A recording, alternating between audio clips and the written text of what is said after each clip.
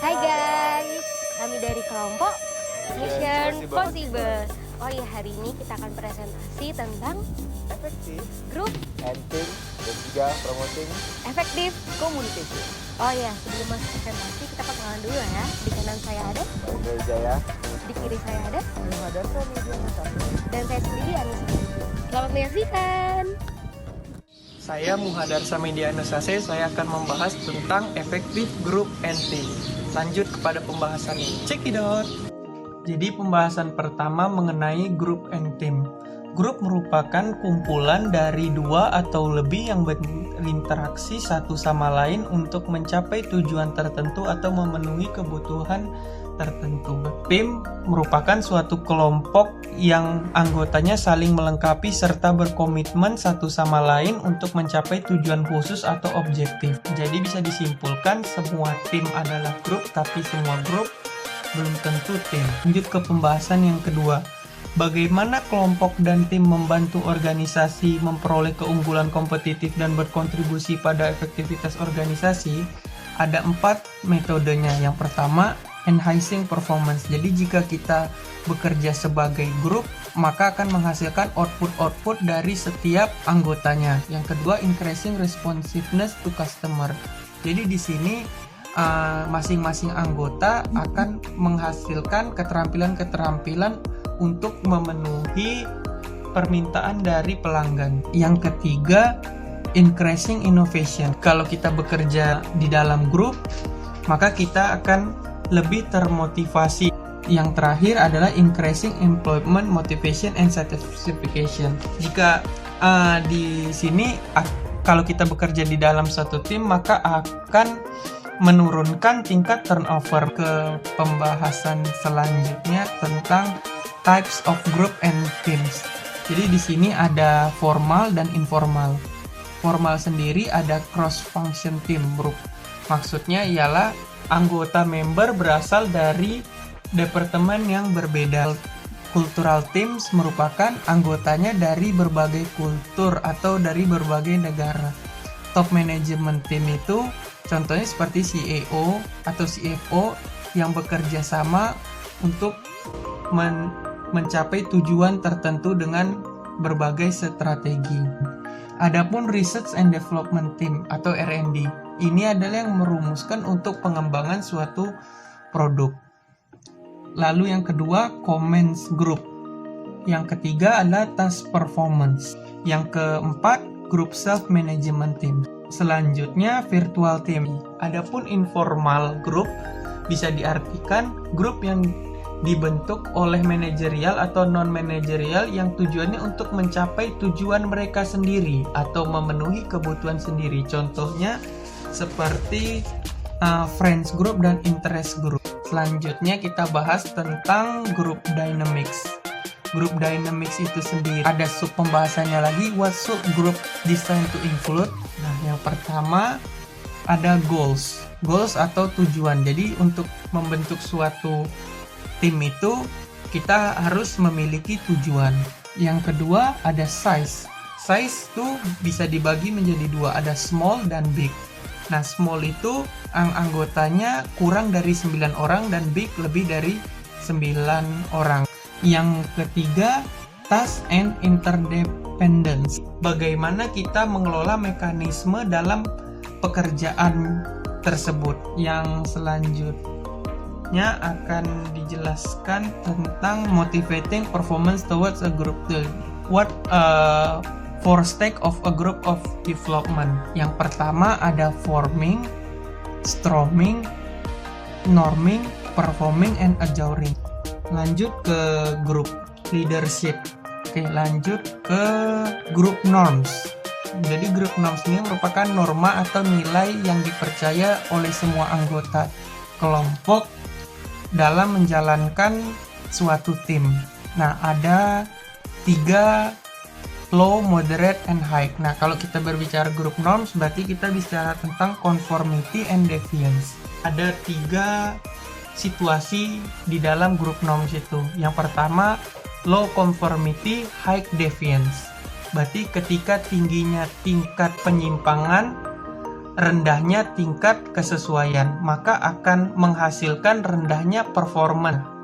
Kebalikannya, jika high conformity and low deviance, maka akan menghasilkan rendahnya suatu kinerja juga, seperti yang tadi low conformity, tapi karena dia penyimpangan deviance perlu untuk mengganti norma dan disfungsi ke fungsional. Nah, yang paling menguntungkan jika kita berada di moderate conformity.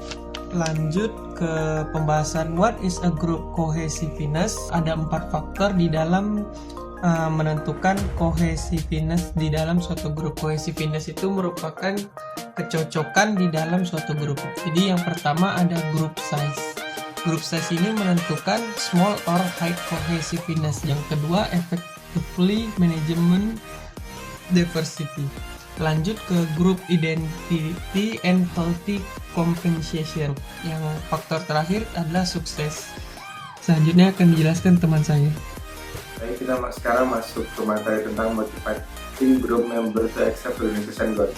Yang biasa kita sebut adalah memotivasi anggota grup untuk mencapai tujuan organisasi. Di sini ketika pekerjaan itu sulit, membosankan atau membutuhkan tingkat komitmen dan energi yang tinggi, manajer tidak dapat berasumsi bahwa anggota tersebut mengalami ketidakmampuan dalam bekerja dan melawan semua kebosanan dan kesulitan dalam pekerjaan tersebut. Jadi di sini manajer harus dapat memotivasi anggota kelompok dan tim untuk mencapai tujuan organisasi, memastikan anggotanya sendiri mendapatkan manfaat ketika kelompok atau tim kinerja dengan tinggi. Misalnya, jika anggota tim tahu bagaimana cara bekerja secara mandiri, mereka akan menerima bonus mingguan berdasarkan kinerja tim. Mereka akan termotivasi untuk tampil di level lebih tinggi pada kesempatan berikutnya. Selanjutnya kita masuk ke materi social lofting in group. Kita harus tahu dulu social lofting itu sebenarnya apa sih? Social lofting itu adalah kecenderungan individu untuk kurang berusaha ketika mereka bekerja dalam kelompok daripada saat mereka bekerja sendiri. 3 cara untuk mengurai social lofting. Yang pertama yaitu buat kontribusi individu ke suatu grup dapat diidentifikasikan. Yang kedua, tekankan kontribusi berharga dari anggota individu. Dan yang terakhir yaitu adalah mempertahankan ukuran grup pada level yang sesuai. Selanjutnya kita masuk ke chapter 16. Di sini pada chapter 16 ini kita akan membahas tentang promoting effective group communication. Jadi sebelum kita masuk itu kita mulai dari dahuluan membahas tentang apa itu komunikasi dan manajemen. Komunikasi adalah berbagi informasi antara 2 atau lebih individu atau kelompok untuk mencapai pemahaman bersama. Yang pertama dan paling utama adalah kemampuan berbicara menggunakan teknologi atau biasa kita sebut pada saat ini itu adalah video call, telepon, dan email. Dan yang kedua ini adalah tidak tercapai komunikasi karena hal yang pertama tadi tidak dilakukan dengan benar. Jadi ketika kita berbicara dengan mitra bisnis, kita harus tahu bagaimana cara berkomunikasi yang baik, dan komunikasi itu dapat disampaikan dengan tujuan yang baik. Ini kita masuk ke the importance of good communication, atau biasa kita sebut berapa penting sih komunikasi yang baik itu. Komunikasi yang baik diperlukan bagi seorang manajer untuk belajar tentang bagaimana hal baru tentang teknologi, menerapkannya di organisasi mereka, dan melatih pekerja tentang teknologi baru tersebut dapat diaplikasikan kepada pekerjaan mereka. Peningkatan kualitas bergantung pada komunikasi yang efektif. Jadi manajer harus dapat berkomunikasi secara efektif kepada para anggotanya agar apa yang disampaikan itu tidak bias, atau biasa kita sebut noise. Itu adalah hambatan yang biasa terjadi pada sebuah komunikasi yang menyebabkan komunikasi itu tidak berjalan dengan baik dan tujuan dari sebuah komunikasi itu tidak tercapai. Selanjutnya kita masuk ke communication process atau proses komunikasi. Proses komunikasi ini terdiri dari 2 fase. Yang pertama itu fase transmisi atau fase di mana orang yang ingin menyampaikan pendapatnya itu harus tahu bagaimana cara berkomunikasi yang baik, harus tahu bagaimana cara langkah-langkah untuk menyampaikan komunikasi itu agar orang yang menerima komunikasinya itu dapat paham dengan apa yang disebutkan. Dan yang selanjutnya ini kita masuk ke fase umpan balik atau tanggapan dari orang yang kita ajak berkomunikasi. Dalam fase umpan balik ini pemahaman bersama dipastikan dalam sebuah fase di mana orang tersebut maksud komunikasi dan tujuan komunikasi itu. Pada tahap umpan balik ini kita harus mengerti dulu apa yang disampaikan oleh komunikator dan kita berpikir apa yang akan kita sampaikan, dan selanjutnya kita menyampaikannya dengan komunikasi yang baik kepada komunikator yang kita ajak berbicara itu tadi. Selanjutnya kita masuk ke the role of perception in communication atau persepsi pada sebuah komunikasi. Persepsi memainkan peran sentral dalam komunikasi dan mempengaruhinya transmisi dan umpan balik. Persepsi itu secara inherent subjektif dan dipengaruhi oleh kepribadian, nilai-nilai orang, sikap dan suasana hati, serta oleh pengalaman dan pengetahuan mereka. Selanjutnya kita masuk ke the dangers of ineffective ineffective communication atau bahaya komunikasi tidak efektif. Di sini kita contohkan ketika seorang manajer dan anggota lain dari suatu organisasi adalah komunikator yang tidak efektif. Kinerja organisasi ini akan menderita dan setiap keunggulan kompetitif organisasi ini mungkin akan hilang. Saya mencontohkan sebuah kasus di sini adalah pasien yang menerima pengobatan yang salah dikarenakan di sebuah rumah sakit mereka memiliki komunikasi yang tidak efektif. Jadi seharusnya pasien ini mendapatkan obat yang dapat menyembuhkan penyakitnya. Tapi di sini karena komunikasi yang tidak baik ini dari komunikasi dokter kepada para apoteker di sini tidak memahami obat apa yang seharusnya dia racik dan dia berikan kepada pasien tersebut. Karena komunikasi yang tidak efektif tadi antara dokter dan apoteker. Maka setelah komunikasi tidak efektif itu dapat menimbulkan berbagai hal yang dapat merugikan orang lainnya. Selanjutnya kita masuk ke materi Information Readiness and Communication Media atau kekayaan sebuah inovasi dan media komunikasi. Untuk menjadi komunikator yang efektif, manajer dan para anggota lainnya pada sebuah organisasi perlu memilih media komunikasi yang sesuai untuk setiap pesan yang akan mereka kirim. Karena tidak ada satu media komunikasi terbaik yang dapat diandalkan oleh sebuah manajer. Karena di sini kita tidak bisa membedakan mana sih sebenarnya media komunikasi yang paling baik dan yang tepat digunakan untuk sebuah organisasi. Karena di sini media komunikasi itu sangat banyak. Jadi dalam memilih suatu media komunikasi untuk pesan apapun, manajer perlu mempertimbangkan 3 faktor. Yang pertama dan yang paling utama adalah tingkat kekayaan informasi yang dibutuhkan. Kekayaan informasi adalah jumlah informasi yang dapat dibawa oleh media komunikasi dan sejauh mana media memungkinkan pengirim dan penerima untuk mencapai pemahaman bersama. Dan yang faktor kedua yaitu waktu yang dibutuhkan untuk komunikasi. Karena manajer dan organisasi lainnya, waktu seorang anggota dan organisasi itu sangat berharga. Dan faktor yang ketiga yang terakhir adalah kebutuhan akan kertas atau jejak elektronik atau semacam dokumentasi tertulis yang dikirim dan diterima. Selanjutnya kita masuk ke face-to-face communication atau komunikasi secara langsung, secara tatap muka. Komunikasi tatap muka adalah media yang paling kaya akan informasi. Di sini kita tahu kapan manajer dapat berkomunikasi secara tatap muka. Mereka tidak hanya dapat memanfaatkan komunikasi verbal, tetapi juga dapat menafsirkan sinyal non-verbal atau apa yang harus mereka lakukan antara satu sama lain. Misalnya mereka harus mengetahui bagaimana ekspresi wajah dan bahasa tubuh. Dan seorang manajer juga dapat melakukan komunikasi secara informal atau di sini kita biasa sebut itu kita melakukan sharing di luar kegiatan perkantoran, atau kita bisa contohkan seperti kita berbicara di warung kopi, makan bersama. Nah, di situ nanti seorang manajer itu dapat mengetahui apa sih sebenarnya masalah yang sejujurnya dihadapi oleh sebuah karyawan yang tidak bisa disampaikannya pada lingkungan sebuah perusahaan. Selanjutnya kita masuk ke spoken communication electronically transmitted atau bagaimana sebuah komunikasi itu ditransfer secara elektronik. Komunikasi lisan ditransmisikan secara elektronik melalui saluran telepon adalah salah satu komunikasi yang tertinggi ranknya dari 4 komunikasi yang telah kita bahas tadi. Kelemahan komunikasi secara elektronik ini adalah seorang manajer tidak dapat melihat bahasa tubuh dari orang yang diajari berbicara dan bahasa tubuh dan ekspresi wajah yang diberikan oleh orang yang diajak berkomunikasi. Selanjutnya kita masuk ke personally addressed written communication atau komunikasi tertulis yang ditujukan secara pribadi. Komunikasi tertulis yang ditujukan secara pribadi memiliki kekayaan yang lebih rendah daripada bentuk komunikasi verbal yang telah kita bahas sebelumnya, tapi masih diarahkan pada orang yang memberikan pengalaman pribadi, membantu memastikan penerima benar-benar membaca pesan surat pribadi dan email adalah bentuk umum dari sebuah pesan pribadi tersebut. Selanjutnya kita masuk ke subbab communication network. Meskipun banyak media komunikasi yang digunakan, komunikasi dalam suatu organisasi cenderung berada dalam ritme tertentu. Hubungan di mana informasi berjalan dalam sebuah kelompok dan tim biasa disebut dengan jaringan komunikasi. Dalam communication network ini dibagi menjadi 3. Yang pertama, communication network in group and team. Yang kedua, organizational communication network. Dan yang terakhir, external network. Yang pertama, communication network in group and team. Terdapat 4 macam jaringan komunikasi yang berkembang di antara kelompok dan tim. Yang pertama, Hill network. Di dalam Hill network, apa yang biasa disebut dengan jaringan roda, informasi yang didapat mengalir ke dan dari satu pusat anggota grup. Jadi, anggota kelompok yang lain tidak perlu berkomunikasi satu sama lain untuk tampil di tingkat yang lebih tinggi. Contohnya kayak supir taksi. Jadi kan, supir taksi itu nggak perlu berkomunikasi antar pengemudinya, cukup komunikasi sama operatornya ketika dapat orderan. Jadi lebih efisien dan menghemat waktu tanpa mengurangi kinerja masing-masing pengemudi. Neural network ini tidak dapat ditemukan dalam tim karena tidak memungkinkan terjadinya interaksi yang intens yang menjadi ciri khas kerja tim. Yang kedua ada chain network. Dalam jaringan berantai, anggota berkomunikasi satu sama lain dalam urutan yang telah ditentukan. Ketika kerja kelompok harus dilakukan dalam urutan yang telah ditentukan, jaringan rantai sering ditemukan karena anggota kelompok perlu berkomunikasi dengan mereka yang pekerjaannya secara langsung mendahului dan mengikuti jejak mereka. Chain network ini juga nggak ditemukan dalam tim ya. Yang ketiga, circle network.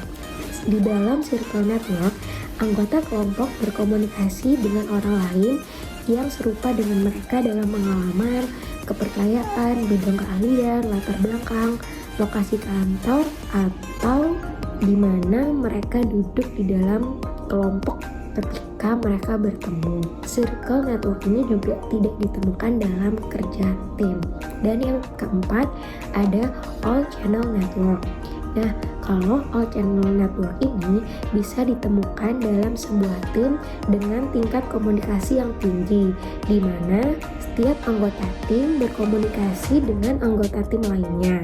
Selanjutnya, kita masuk ke subbab organizational communication network. Di dalam jaringan komunikasi organisasi itu, terdapat bagian organisasi yang merangkum hubungan pelaporan formal dalam suatu organisasi dan jalur formal di mana komunikasi berlangsung. Jaringan komunikasi organisasi itu sendiri tidak hanya mencakup jalur komunikasi formal, tetapi juga jalur komunikasi informal di mana banyak terjadi komunikasi. Dan yang terakhir, external network.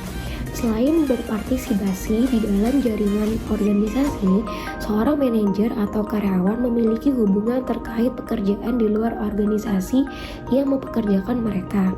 Contohnya misal manajer perusahaan A berhubungan dengan manajer perusahaan lain untuk mendapatkan suatu kepentingan tertentu. Atau misal juga mahasiswa fresh graduate yang pada zaman sekarang biar mudah mendapat pekerjaan butuh kenalan orang dalam.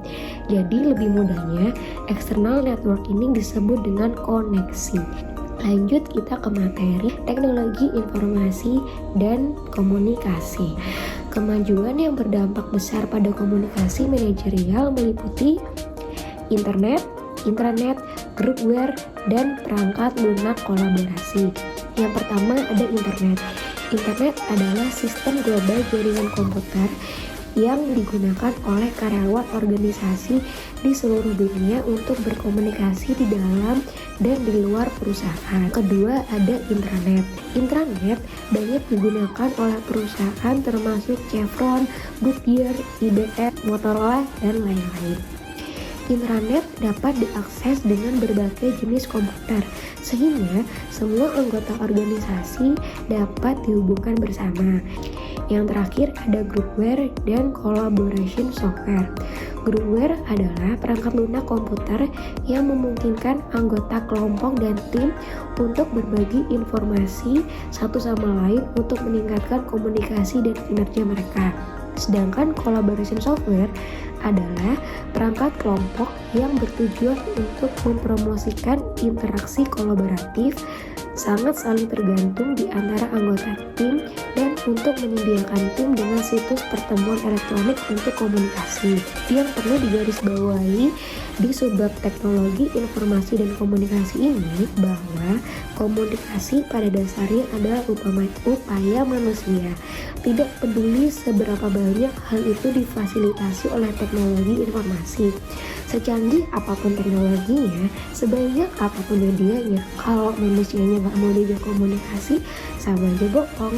Lanjutnya ke materi Communication Skill for Manager as Sender atau kemampuan komunikasi manajer sebagai pengirim pesan. Beberapa hambatan untuk suatu komunikasi efektif dalam organisasi biasanya berasal dari pengirim ketika pesan tidak jelas, tidak lengkap, atau sulit untuk dipahami. Hambatan komunikasi lainnya juga berasal dari penerima ketika penerima tidak memperhatikan atau tidak mendengarkan pesan. Nah, untuk mengatasi hambatan ini, manajer serta anggota organisasi lainnya harus memiliki atau mengembangkan keterampilan komunikasi tertentu. Berikut merupakan 7 cara kemampuan komunikasi untuk manajer sebagai pengirim pesan. Yang pertama, kirim pesan yang jelas dan lengkap. Yang kedua, gunakan bahasa yang mudah dimengerti oleh penerima. Yang ketiga, gunakan media sesuai dengan isi pesan. Yang keempat, gunakan media yang dapat dimonitor penerima. Yang kelima, hindari memfilter dan penyimpangan informasi. Yang keenam, pastikan terdapat feedback di dalam sebuah pesan. Dan yang terakhir, berikan informasi yang akurat guna menghindari kesalahpahaman serta hoax. Selanjutnya, communication skill for manager as receiver atau kemampuan komunikasi manajer sebagai penerima pesan. Manajer biasanya menerima pesan sebanyak yang mereka kirim. Dengan demikian, manajer harus memiliki atau mengembangkan keterampilan komunikasi yang memungkinkan mereka menjadi penerima pesan yang baik. Berikut merupakan 3 kemampuan komunikasi yang harus dimiliki oleh seorang manajer sebagai penerima pesan. Yang pertama, memperhatikan dan memberi perhatian. Yang kedua, menjadi pendengar yang baik.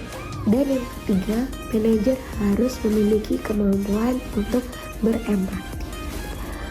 Terima kasih. Berikut materi yang udah kita bertiga sampaikan. Semoga teman-teman paham akan materi effective group thinking dan juga promoting effective communication.